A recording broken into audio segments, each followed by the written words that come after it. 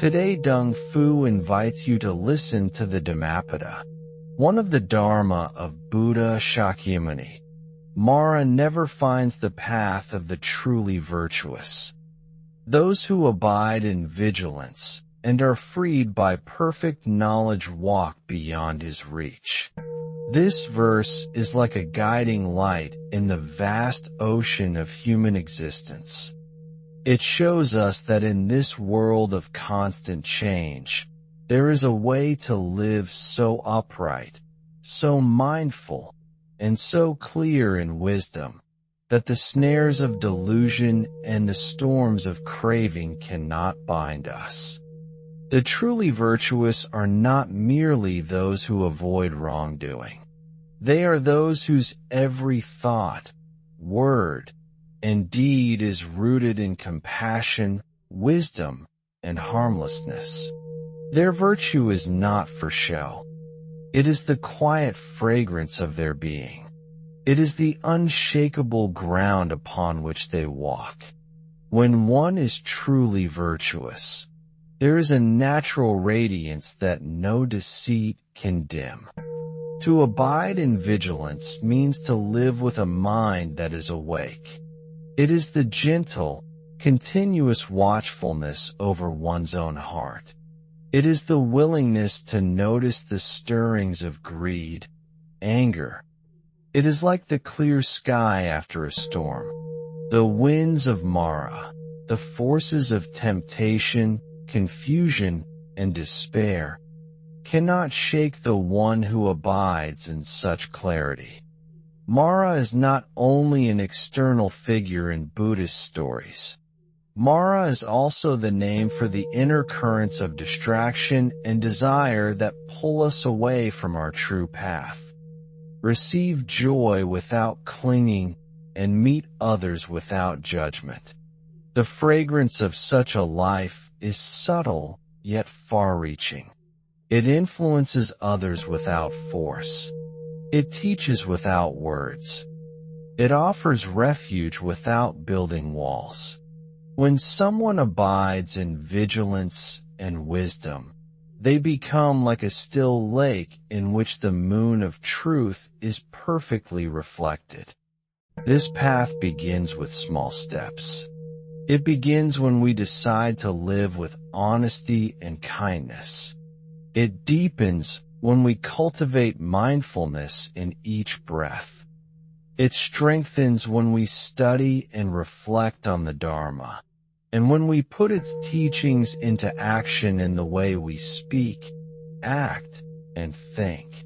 Slowly, we begin to notice that the storms that once shook us lose their power.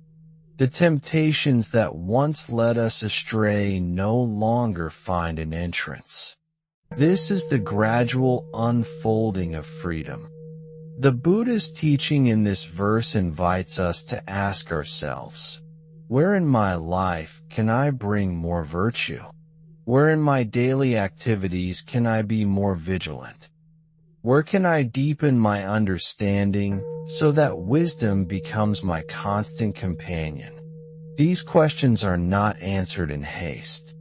They are seeds we plant in the soil of our hearts, to be nourished by practice and patience.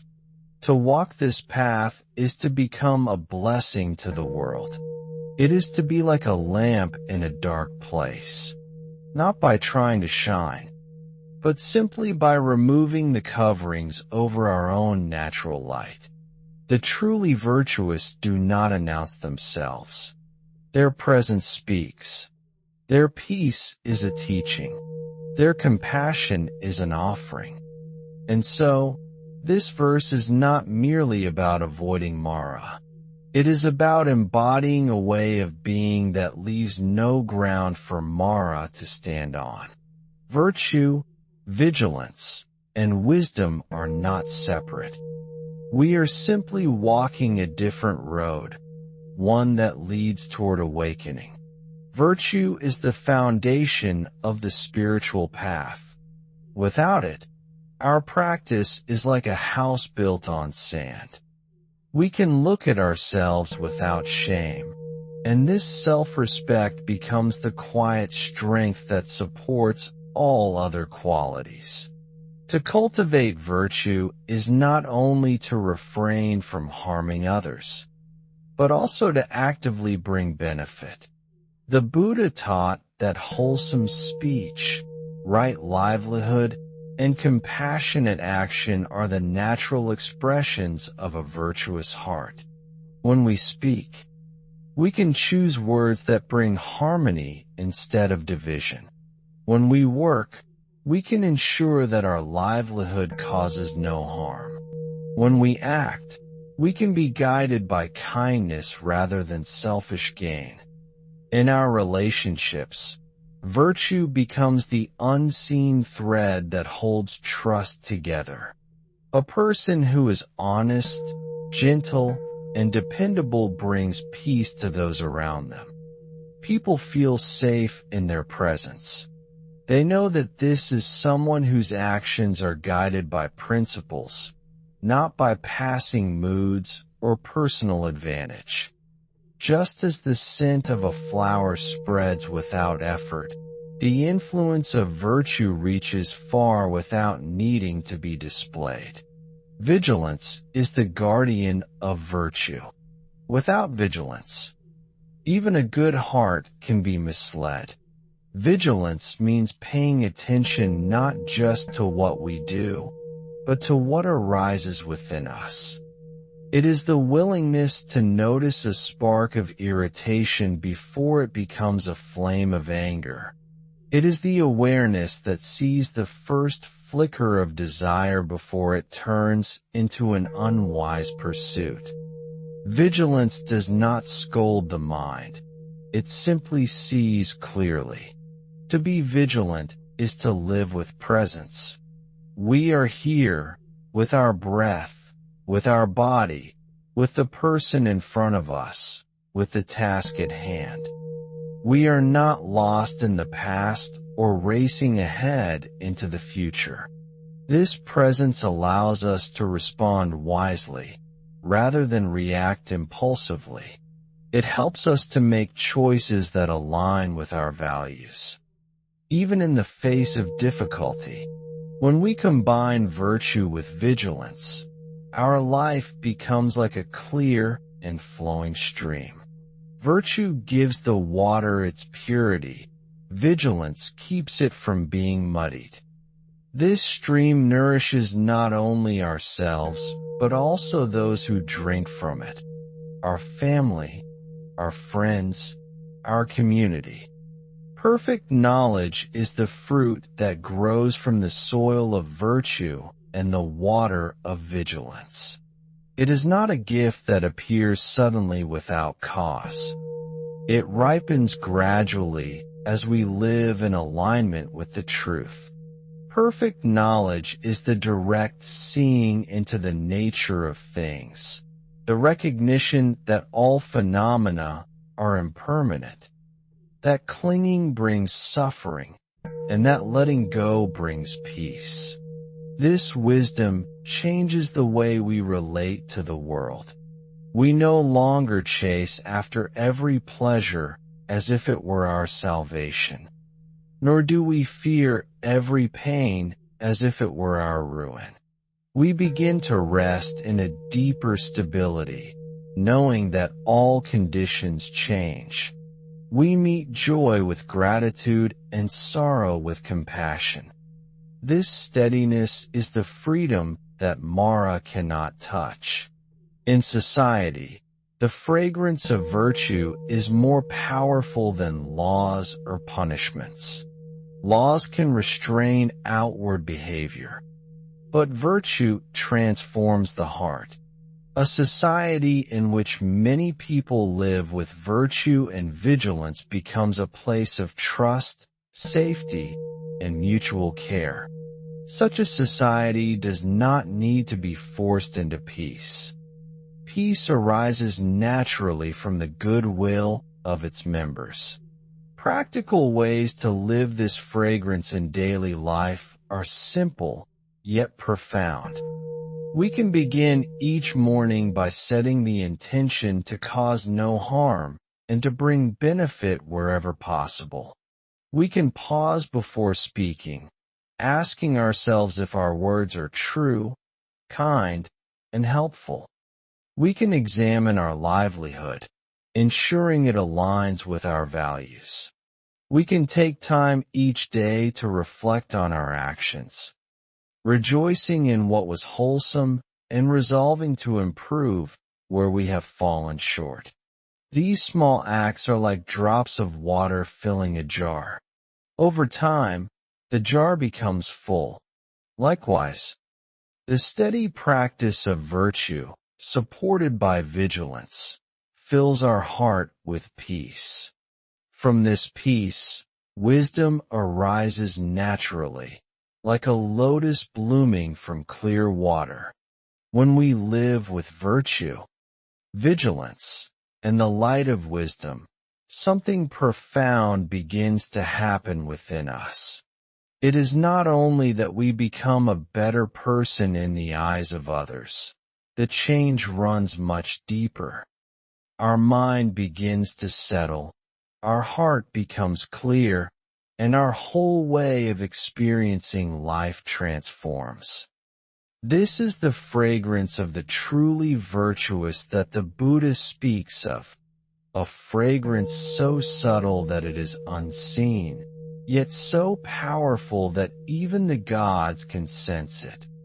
Virtue has a karmic power that extends far beyond what we can see.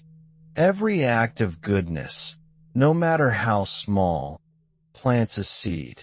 A kind word, a compassionate glance, an honest action, each one falls into the soil of our own mind stream. In time, these seeds bear fruit, bringing not only happiness in this life, but also favorable conditions in future lives. The fragrance of virtue does not fade with the body. It follows the mind wherever it goes, shaping our rebirth and guiding us toward awakening. This is why the Buddha taught that virtue is the best protection. External protections, locks on doors, strong walls, guards and weapons, can only safeguard us in a limited way. They can be overcome by greater force. But the protection of virtue cannot be breached by Mara. Mara's tools are greed, hatred, and delusion.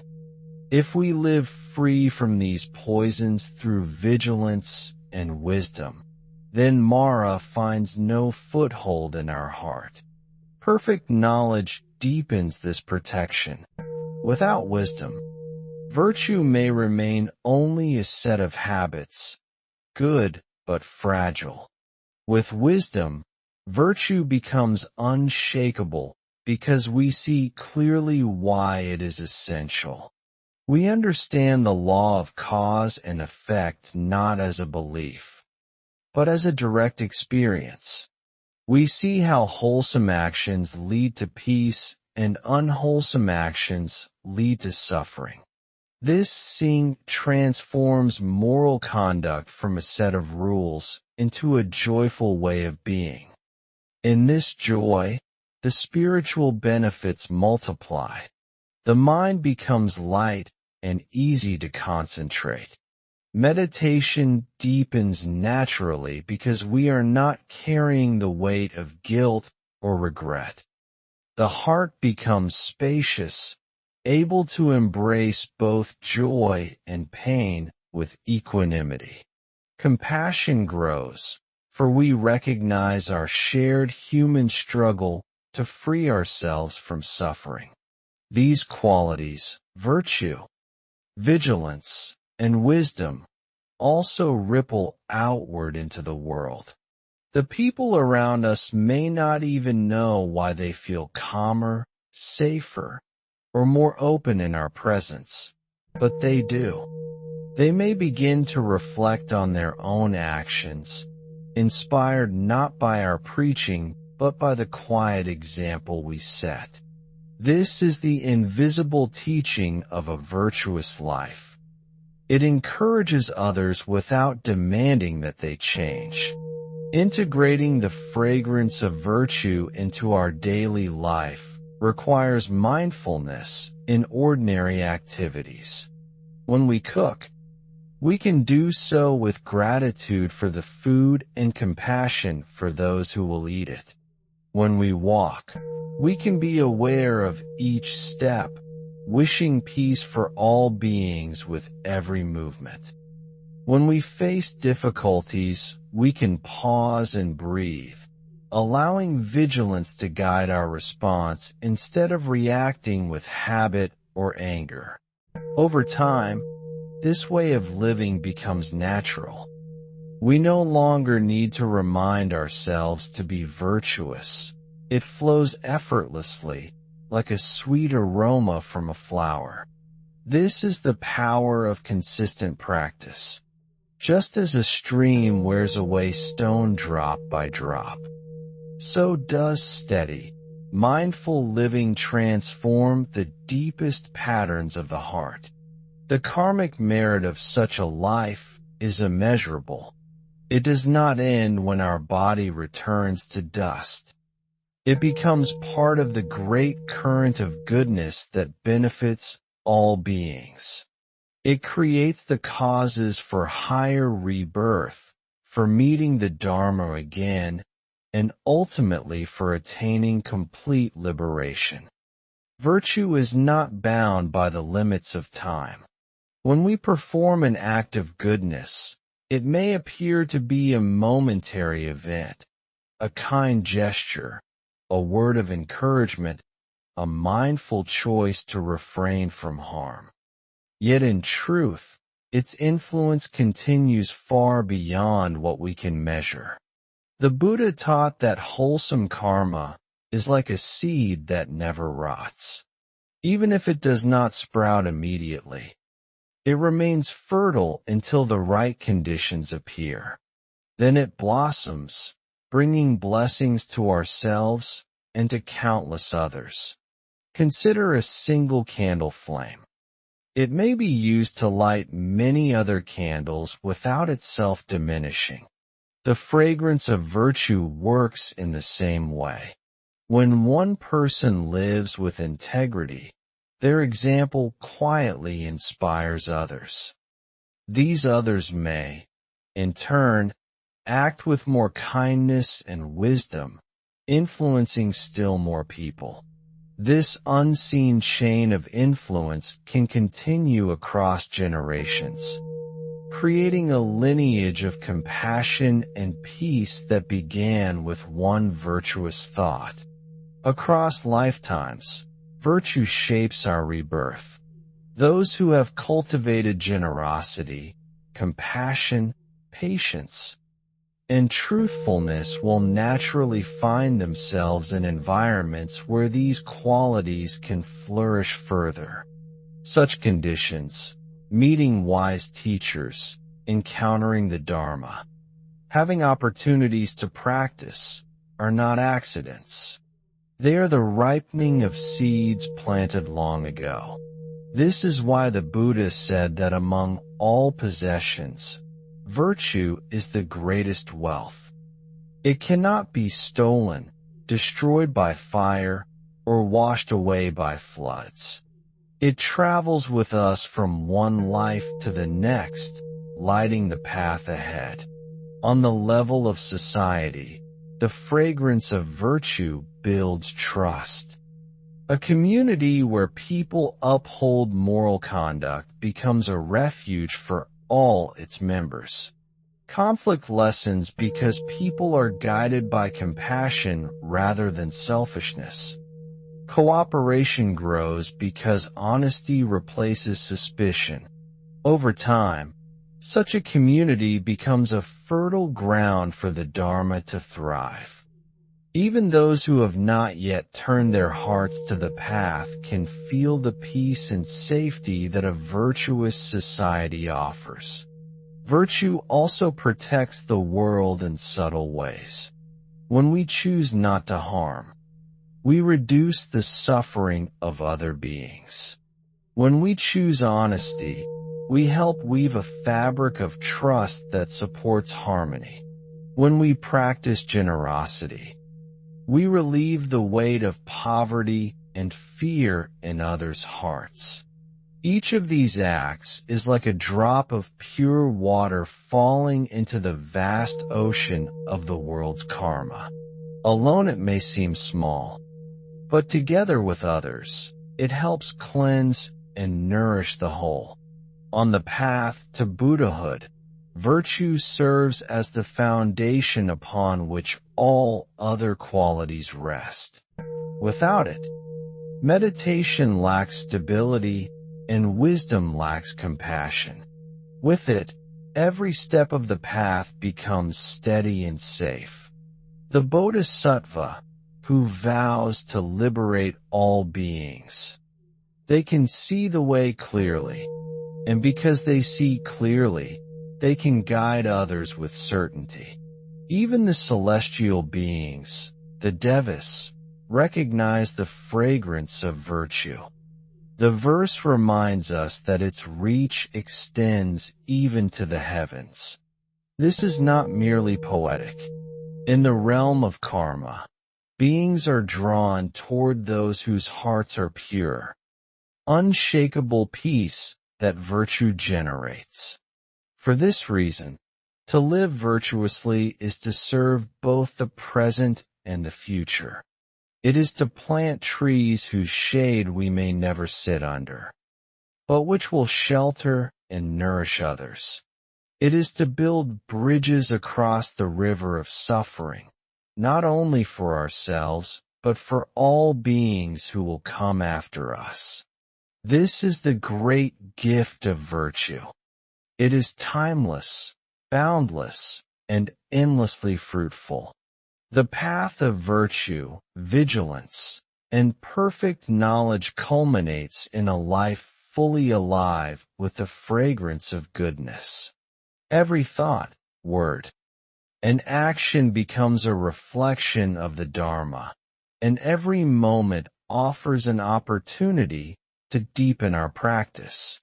To integrate virtue into daily life is not to live rigidly, but to bring mindful care and compassionate attention to every interaction, every choice, and every breath. In daily life, virtue can be expressed in simple, yet profound ways, so that our words heal rather than harm.